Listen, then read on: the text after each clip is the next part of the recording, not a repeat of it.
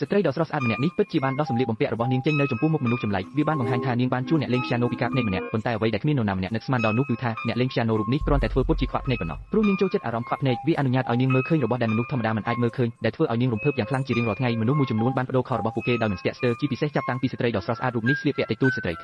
ីលាហ៊ានខ្លះថែមទាំងអក្សរកាយទាំងស្រុងរំដោយសេរីនៅចំពោះមុខអ្នកលេងព្យ៉ាណូរូបនេះដែលធ្វើពុតជាខ្វាក់ភ្នែកមានឈ្មោះក្រអឺតក្រទុំថាបរោះចំណាស់វាដើម្បីធ្វើឲ្យខ្លួនឯងកាន់តែខ្វាក់ភ្នែកជាងមនុស្សខ្វាក់ភ្នែកធម្មតានាងបានអនុវត្តបច្ចេកទេសលូកលឹងរបស់នាងជារៀងរាល់ថ្ងៃនៅក្នុងវិឡារបស់នាងមិនបានដឹងទេថាការធ្វើពុតជាខ្វាក់ភ្នែកនឹងធ្វើឲ្យនាងធ្លាក់ចូលទៅក្នុងទីជ្រៅបំផុតដែលគ្មានទីបញ្ចប់ដោយសារតែខ្សែភាពយន្តនេះមានរឿងរ៉ាវដ៏គួរឲ្យចាប់អារម្មណ៍ចំនួន108នាក់ដែលមិនទាន់បានមើលវារហូតដល់ចប់ពិតជាមិនអាចទីចង់បាញ់ចប់បានទេនៅថ្ងៃនោះបរោះចំណាស់គេបានទទួលការបញ្ជាទិញ$1 លានទៀតស្ត្រីដ៏ស្រស់ស្អាតម្នាក់ប្រយោគចុងក្រោយមិនពេញលេញទេហើយទំនងជាសំដៅទៅលើព័ត៌មានដាច់ដោយឡែកមួយដែលមិនតាក់ទងគ្នាការបិទបាំងឬការប្រើប្រាស់ដោយគ្មានការអនុញ្ញាតលោកហើយនិយាយថាគាត់បានទទួលលុយដើម្បីមកលេងព្យ៉ាណូប៉ុន្តែ CC មិនអនុញ្ញាតឲ្យគាត់ចូលផ្ទះតតែសោះក៏ប៉ុន្តែលោកហើយជាមនុស្សស្មោះត្រង់ម្នាក់តាំងពីដើមមកគ្មានហេតុផលអ្វីដែលត្រូវយកលុយហើយមិនធ្វើការនោះទេពេលដែលអ្នកទាំងពីរកំពុងជេរគ្នាយ៉ាងខ្លាំងយាយចាស់វ័យក្មេងខាងជិតបានលបមើលតាមចន្លោះទ្វារឃើញដូច្នោះ CC ហាក់ដូចជាមានទឹកមុខភិតភ័យយ៉ាងខ្លាំងនាងក៏បានអញ្ជើញលោកហើយចូលទៅក្នុងវិឡាហើយក៏បានជួយគាត់ឲ្យអង្គុយបន្តិចម្ដងនៅក្បែរព្យាណូលោកហើយគិតថាខ្លួនឯងពិតជាឆ្លាតណាស់ការបានប៉ះព្យាណូដ៏ប្រណិតគាត់មានអារម្មណ៍រំភើបយ៉ាងខ្លាំង CC ក៏បានសួរលោកហើយដោយចេតនាថាតើគាត់ជាមនុស្សមកពីលោកខាងក្រោមមែនទេរហូតតែលោកហើយនិយាយថាគាត់ជាមនុស្សពិតមិនមែនវិញ្ញាណទេហើយ CC ក៏ហាក់ដូចជាបានធូរចិត្តលោកហើយក៏បានចាប់ផ្ដើមលេងយ៉ាងជំនាញប៉ុន្តែនៅtrongជញ្ជាំងមានជើងវែងមួយបានលេចចេញមកហើយនៅក្បែរនោះក៏មានទឹកពេញប៉ោះអាកិតខ្លាយជាច្រើនកន្ទប់របស់លោកហើយក៏បានសាំភ្លាមដោយសារតែភ័យខ្លាចបន្ទាប់មកគាត់បានកុហកថាគាត់មានអាចកំពុងចង់ចេញពីពោះគាត់ត្រូវតែទៅបង្គន់ភ្លាមដើម្បីបញ្ចេញចោលក៏ប៉ុន្តែទោះបីជាលោកហើយមិនស្រួលចិត្តក៏ដោយក៏ប៉ុន្តែគាត់នៅតែបន្តរិះគន់ CC ទូកត្រូវបន្តធ្វើជាមនុស្សខ្វាក់ដែលស្ទាបរកទ្វារចេញទៅក្រៅទីវចាយក៏ជឿជាក់ដោយល្ងីល្ងើបែបនេះទៅ CC ក៏បានធ្វើសញ្ញាប្រាប់គាត់កុំឲ្យធ្វើអ្វីផ្ដេសផ្ដាសបន្ទាប់មកក៏ជួយជ្រុំហើយឡាវដើរទៅទីព្យាណូនៅលើដីកំពុងដេកគឺលៀងចាយដែលបានឲ្យលុយគាត់កាលពីម្សិលមិញបន្ទាប់មកហើយឡាវក៏បានអង្គុយលេងព្យាណូម្ដងទៀតដោយបង្ហាញអារម្មណ៍ចំណែកទីវចាយនិង CC ក៏បានរៀបចំកន្លែងកើតហេតុយ៉ាងស្ទាត់ជំនាញលៀងចាយក៏ត្រូវបានគេដាក់ចូលក្នុងវ៉ាលីហើយរុញចេញទៅក្រៅហើយឡាវក៏បានរួចផុតពីគ្រោះថ្នាក់ដោយសារការសម្ដែងដ៏ល្អឥតខ្ចោះមួយសន្ទុះក្រោយមកហើយឡាវក៏បានមកហាញខ្លួននៅឯប៉ុស្តិ៍ប៉ូលីសពេលនិយាយចប់ភ្លាមគាត់ក៏មិនហ៊ាននិយាយអ្វីទៀតទេព្រោះអធិការដែលកំពុងដើរមករកគាត់គឺទីវចាយហើយឡាវក៏គិតភ្លាមហើយនិយាយថាឆ្មាពេលរបស់គាត់បាត់ប៉ុន្តែរឿងនេះនៅតែធ្វើឲ្យទីវចាយមានការសង្ស័យទីបំផុតគាត់ក៏សម្រេចចិត្តទៅតាមហើយឡាវទៅផ្ទះមើលពេលទៅដល់វីឡាទីវចាយក៏ចាប់ផ្ដើមលបងគាត់ឥតឈប់ឈរហើយថែមទាំងគប់កាំបិតមករកគាត់ដូចជាលីហ្វឺយទៅជាសំណាងល្អហើយឡាវនៅតែខ្វល់ខ្វាយនៅថ្ងៃបន្ទាប់សពរបស់ឡាំងចៃត្រូវបានគេប្រទះឃើញនៅទីវាលគ្រាន់តែមើលទៅក៏ដឹងថាជាករណីឃាតកម្មដែរប៉ុន្តែទីវចៃបានប្រើអំណាចរបស់ខ្លួនដើម្បីបំផ្លាញករណីឃាតកម្មនេះទៅជាគ្រោះថ្នាក់គេគិតថារឿងនេះនឹងស្ងប់ស្ងាត់ទៅវិញឆាប់តែមិននឹកស្មានថាបែរជាធ្វើឲ្យមនុស្សកាន់តែច្រើនខ្លាចជាមនុស្សចម្លែកនឹងគ្នាទៅវិញ CC ឆាប់នេះក៏បានរៀបចំពិធីបុណ្យសពដ៏ធំមួយជូនស្វាមីរបស់នាងហើយឡាវត្រូវបានគេអញ្ជើញឲ្យមកលេងភ្លេងសោកសៅទាំងខ្លួននិងឧបករណ៍ភ្លេងរីឯជាងនាងឡាវថៃក៏បានមកដល់កន្លែងបុណ្យសពផងដែរហើយបានប្រាប់ប៉ូលីសនៅអ្វីដែលគាត់បានឃើញន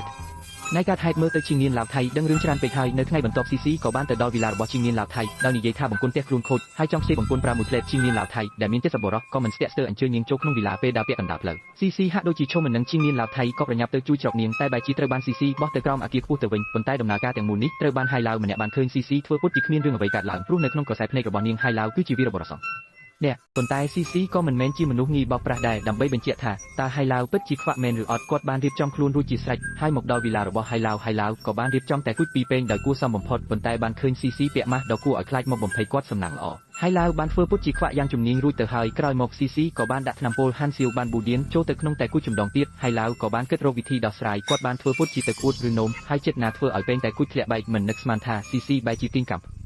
លឿងបុរាណរបស់គ្រូសាចេញមកភ្លាមហាក់ដូចជារឿងដែលហើយឡាវធ្វើពុតជាខ្វាក់បានលាតត្រដាងហើយនៅពេល CC ទីងកេះកាំភ្លើងនៅក្នុងដៃហើយឡាវបានដើរទៅមុខហើយពន្យល់គាត់ថាខ្លួនគាត់នឹងផ្លាស់ទៅតាំងទីលំនៅនៅស៊ីបេរីភ្លាមហើយក៏នឹងមិនលាតត្រដាងរឿងដែលអ្នកលួចលាក់ជាមួយឌីវចាយដែល CC ខាងក្រៅហាក់ដូចជាយល់ព្រមតាមផែនការរបស់ហើយឡាវតែនាងមិនដឹងថាសុបិនអាក្រក់របស់គាត់ទើបតែចាប់ផ្ដើមនោះទេ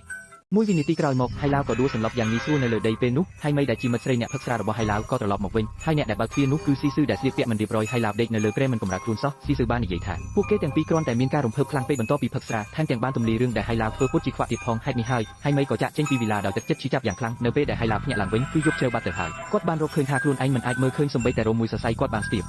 ទៅដល់បង្គន់ហើយចាប់ដើមលាងភ្នែកយ៉ាងអស់សង្ឃឹមដោយប្រើទឹកប៉ុន្តែវាគ្មានប្រយោជន៍អ្វីទាំងអស់ហើយឡាវលើកនេះបានខ្លាចជាមនុស្សខ្វាក់ពិតប្រាកដហើយឡាវដោយអស់សង្ឃឹមបានទូរស័ព្ទទៅហើយមីដែលដឹងការពិតក៏បានបែកគ្នាជាមួយគាត់ភ្លាមហើយឡាវទីបំផុតបានទទួលអារម្មណ៍ពីការដាក់ទណ្ឌកម្មចំពោះការធ្វើពុតជាខ្វាក់ពេលនោះស៊ីស៊ឺបានពន្យល់រឿងនេះទៅឌីវចៃប៉ុន្តែឌីវចៃបាននិយាយថាគាត់ជាមនុស្សចិត្តទន់ពេកបន្ទាប់មកក៏បានលេចមុខភ្លាមទៅកាន់វីឡារបស់ហើយឡាវផ្ទាល់ដោយប្រើខ្សែពួររឹតរបស់ហើយឡាវព្រោះមានតែមនុស្សស្លាប់ប៉ុណ្ណោះទើបអាចរកសារការសម្ងាត់បាន បន្ទាប់មកគាត់បានឆ្លៀតឱកាសលោតចេញពីបង្អួចហើយឡាវដែលមើលមិនឃើញបានដើររាវទៅរាវមកលើផ្លូវហើយទោះបីជាគាត់បានធ្វើពុតជាស្គាល់ផ្លូវអស់ជាច្រើនឆ្នាំក៏ដោយក៏គាត់នៅតែបុកនឹងបង្គោលដៃធំមួយហើយសន្លប់នៅលើដីដៀវចៃដែលដេញតាមចេញមកបានរកគាត់ពេញមួយយប់ក៏មិនឃើញហើយឡាវរត់ទៅណាដែររហូតដល់ហើយឡាវភ្ញាក់ឡើងសារជាថ្មីគាត់ក៏បានដេកនៅលើគ្រែពេទ្យរួចទៅហើយគ្រូពេទ្យនៅទីនេះមានការស្វាគមន៍យ៉ាងកក់ក្ដៅបំផុតហើយថែមទាំងបានប្រាប់ថានឹងជួយព្យាបាលជំងឺភ្នែកឡើងបាយឲ្យហើយឡាវដោយឥតគិតថ្លៃបន្ទាប់មកគាត់ត្រូវបានគេនាំទៅកាន់ទៅវះកាត់ដែលទ្រុឌទ្រោមមួយជាមួយនឹងការចាក់ថ្នាំហ៊ានសៀវប៉ាន់ប៊ូឌៀនចូលក្នុងខ្លួនពួកគេក៏បានធ្វើសញ្ញាសម្គាល់លើចង្កេះស្ដាងរបស់ហៃឡាវទៀតផងតាមពិតពួកគេចង់យកតម្រងនោមចាស់របស់ដូនតាហៃឡាវចេញនៅក្នុងស្ថានភាពនោះគាត់ក៏បានគិតដល់ល្បិចដ៏អស្ចារ្យមួយពួកជួញដូរមនុស្សបានលឺដូច្នេះក៏យល់ថាវាចំណេញច្រើនជាងការលក់តម្រងនោមទៅទៀតដូច្នេះពួកគេក៏បានបញ្ឈប់ការវះកាត់យកតម្រងនោមនោះបន្ទាប់មកហៃឡាវបាននិយាយថាកាលពីមុនគាត់នៅថ្ងៃបន្ទាប់ហៃឡាវបានបោកបញ្ឆោតស៊ីស៊ីឲ្យចេញមកក្រៅហើយបន្ទាប់មកមនុស្សជាច្រើនអ្នកបានរួមគ្នាធ្វើឲ្យនាងសន្លប់ទៅភ្លាមនោះក៏បានទូរស័ព្ទទៅទាវចាយឲ្យរកលុយ30លានដើម្បីលុបខ្លួនបើមិនដូច្នេះទេនឹងលាតត្រដាងរឿងអាស្រូវរបស់ពួកគេនៅពេលដែលទាវចាយយកព្រមយកលុយមកមនុស្សគ្រប់គ្នាក៏ប្រញាប់ចង់ហៃឡាវមិនយូរប៉ុន្មានទាវចាយក៏បាននាំម៉ានីលុយមកជួយសង្គ្រោះឈ្មួញជួញដូរមនុស្សដែលបានទទួលលុយត្រូវបានគាត់សម្លាប់ចោលភ្លាមនៅពេលដែលទាវចាយកំពុងត្រៀមជិះជណ្ដើរយន្តចេញទៅឡាំងនេះក៏ប្រញាប់ដកកងតាក់ភ្លើងធំចេញហើយទាវចាយក៏ត្រូវជាប់គៀងនៅក្នុងជណ្ដើរយន្តក្នុងភាពភ័យស្លន់ស្លោនាងក៏បានដកកាំភ្លើងបាញ់ប៉ុន្តែគ្រាប់កាំភ្លើងដែលបានបាញ់ចេញទៅបែរជាប៉ះនឹងអ្វីមួយហើយបកមកវិញសម្រាប់នាងទៅវិញចំណែកហៃឡាវវិញបានសហការជាមួយស៊ីស៊ីស្រ័យចំណងដៃទើបតែស្រ័យរួចត្រូវបានស៊ីស៊ីវីដួលទៅលើដីហើយថែមទាំងចង់សម្លាប់ឈ្មួញជួញដូរមនុស្សដែលនៅសេសសល់យ៉ាងឃោរឃៅទៀតផងទីបំផុតមនុស្សពីរនាក់បានរួមគ្នាបោកបញ្ឆោតស៊ីស៊ីបានសម្រេចនៅគ្រាដ៏សំខាន់បែរជាមានទន្សាយដែលមានភ្នែកឡើងបាយលេចមុខមកដោយចៃដន្យឬមិនចៃដន្យលោតចូលទៅក្នុងឡានដែលឆៃឆេកំពុងបើកទីបំផុតរថយន្តបានបាត់បង់ការគ្រប់គ្រងហើយហោះទៅឆ្ងាយរាប់រយម៉ែត្រចំណែកឆៃឆេវិញទីបំផុតត្រូវបានដុតរហូតដល់គ្មានសល់រោមសំបីតែមួយសរសៃពេលរឿងចប់ហើយឡាវក៏ហៀបនឹងងាកចេញហើយមីបាននិយាយដោយក្តីសោកស្ដាយយ៉ាងខ្លាំងប៉ុន្តែហើយឡាវគ្រាន់តែក្រឡេកមើលហើយមីមួយផ្លែតហើយមិននិយាយអ្វីទៀតទេតែបែរជាស្ទាបភ្លើងងឹតងាកចេញទៅពេលអ្នករាល់គ្នាគិតថានេះជាការពិតហើយឡាវបានប្រើដំបងវាបំបីកំប៉ុងអ៊ីរ៉ាក់ដែលរារាំងនាងដូច